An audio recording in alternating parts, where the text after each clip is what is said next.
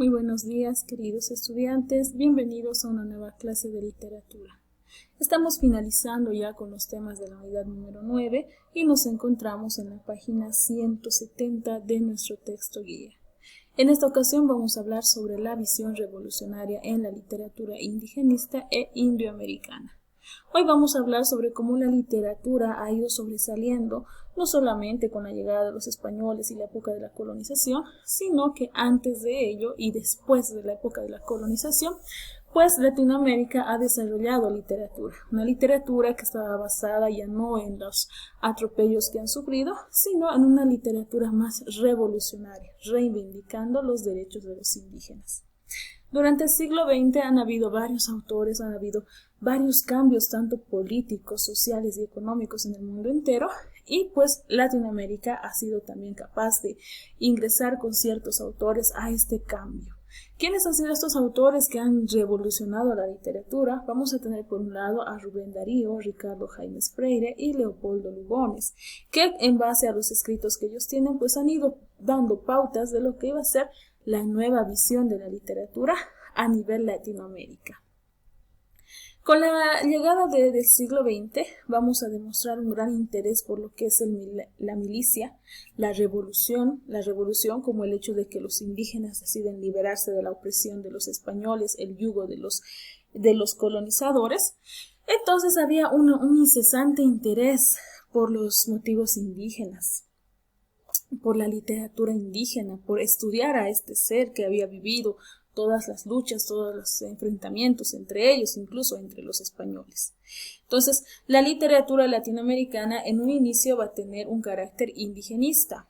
¿Carácter indigenista por qué? Porque va a buscar la reivindicación social de estas personas, que los indígenas sean reconocidos como personas que tienen un valor, que tienen derechos y que también merecen ser reconocidos por la sociedad. En ese ámbito se van a crear dos tipos de literaturas. Por un lado vamos a tener el indigenismo descriptivo y el indigenismo militante. En este caso, el indigenismo descriptivo va a ser aquella que va a describir al indio, al originario, en su ambiente natural. Es decir, lo va a describir simplemente como una persona que vive de la tierra, para la tierra, y que pues no es una persona que busque una revancha, una venganza, sino simplemente es un indígena que vive en su ambiente natural, en su ambiente común. Por otro lado, el indigenismo militante va a buscar despertar la conciencia de las personas indígenas. Va a buscar que el carácter de estas personas sea modificado, que el carácter de estas personas se vuelva revolucionario. ¿Para qué? Para poder liberarse de las ataduras que habían tenido durante la etapa de la colonización. La literatura indigenista no solamente estaba basada en exaltar al indígena como una persona, sino que también denunciar la discriminación que sufría debido al simple hecho de ser indígenas y originarios de pueblos que habían sido colonizados por españoles, portugueses y europeos. Bien, vamos a continuar ahora hablando acerca de la literatura y los autores nacionales. Vamos a hablar ahora, es muy importante hablar sobre la literatura boliviana. Bolivia, queridos estudiantes, ha tenido también autores que se han basado en el indigenismo. No un indigenismo sufrido, no un indigenismo que se traduce en el indígena como un ser que ha sido maltratado eternamente, sino como el indígena con las tradiciones, con sus costumbres, con sus vivencias diarias, con el hecho de que es una persona que vive y es parte de una sociedad. Entonces, dentro de estos autores nacionales vamos a tener por un lado a Ramón Rocha Monroy, Edmundo Paz Soldán, Gaby Vallejo, César Verdugués, Adolfo Cáceres, Néstor Taboada Terán y Gonzalo Lema.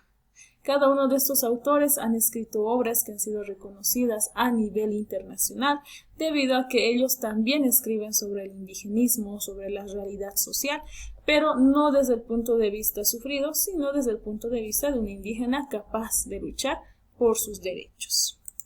Vamos a pasar ahora a la literatura de la Revolución Agraria Mexicana y nos vamos a dirigir al año 1910 hasta el año 1920. México, queridos estudiantes, estaba siendo gobernado por el presidente Porfirio Díaz. Porfirio Díaz, un militar que había ascendido a la presidencia de México y pues que estaba causando grandes desastres al momento de su elección. Cuando hablamos de la Revolución Mexicana, vamos a hablar simplemente de cómo México decide romper esas ataduras que tenía.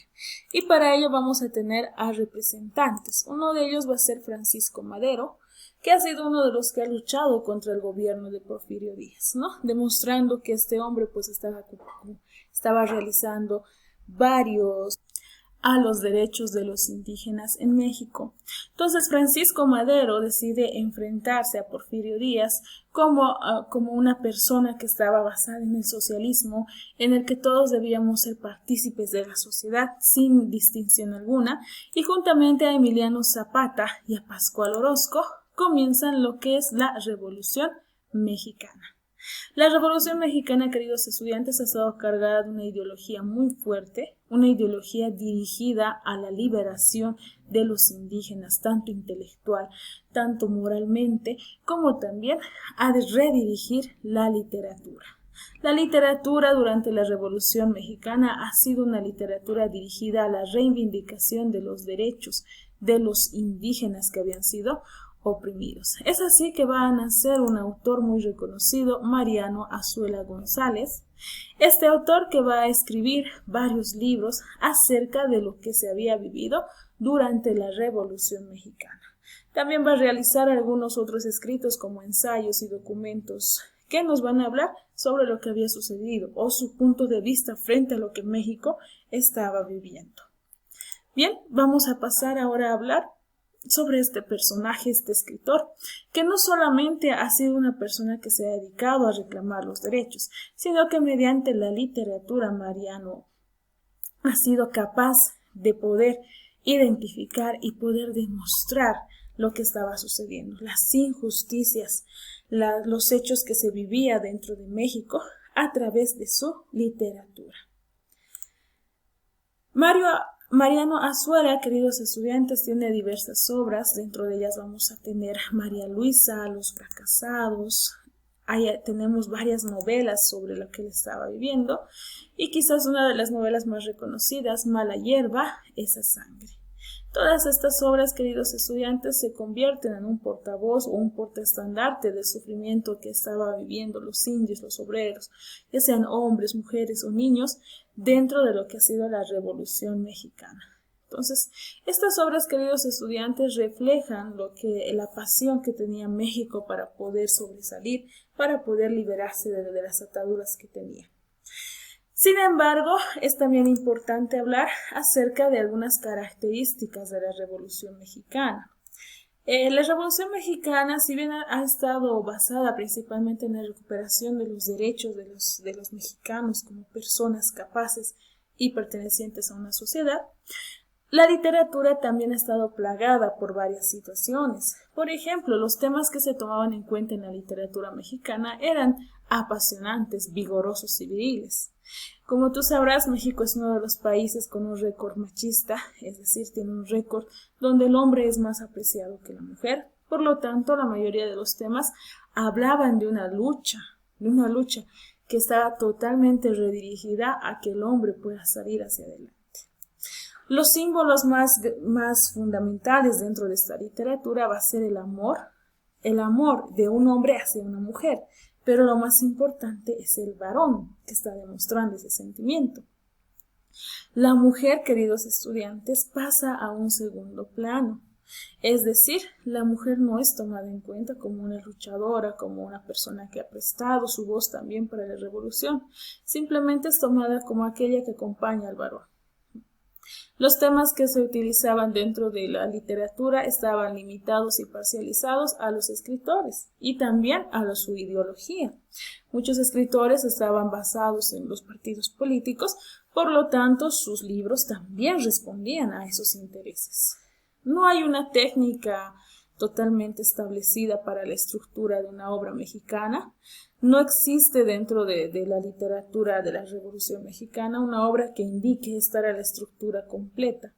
Más al contrario, cada autor escribía como él veía conveniente, escribía lo que él necesitaba, lo que él quería plasmar y lo que quería dar a conocer a sus lectores.